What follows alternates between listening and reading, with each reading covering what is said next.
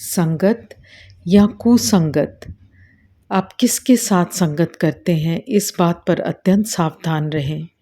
श्री गुरु ग्रंथ साहिब जी में भगत कबीर कहते हैं, कबीर मन पंखी भयो उड़ उड़ दय दिस जाए, जो जैसी संगत मिले सो तैसो फल खाए।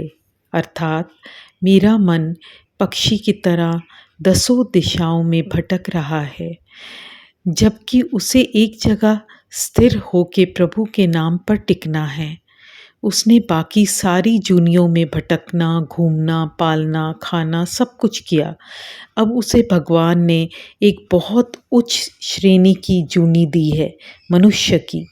जब वो भक्ति करके इस पीड़ादायक जन्म मरण के आवागमन से मुक्ति पा सकता है, इसके लिए वाहिगुरु ने मनुष्य को उच्चतम चेतना शक्ति दी है, जिससे वे प्रभु का नाम सिमरन कर सकता है, उसकी आराधना कर सकता है।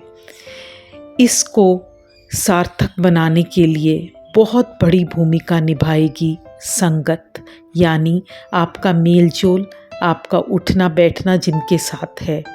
श्री गुरु ग्रंथ साहिब जी कहते हैं, कबीर मारी मरो कुसंग की केले निकट जू बेर। अर्थात कबीर, जो तूने कुसंगत की, उन लोगों से मेलजोल किया जो विषय विकारों से ग्रस्त हैं, तो तेरी आत्मा की वो हालत हो जाएगी जैसे एक केले की हालत बेरी के कांटेदार पेड़ के निकट रहने से होती है। ओ चूल्हे ओ चीरिए साकत संग न हेर। एक बेरी का पेड़ कितना कांटेदार होता है और एक केले की शाखा जो होती है वो कितनी कोमल मुलायम। जैसे ही हवा आती है, हवा के प्रभाव से बेरी का पेड़ बड़े मज़े से, मनोरंजन से झूलता है। उसे परवाह ही नहीं होती है कि वो केले की शाखा को लीरो लीर कर रहा है, उसे बिल्कुल चिथड़े कर रहा है। तो इस तरह से एक साकत होता है।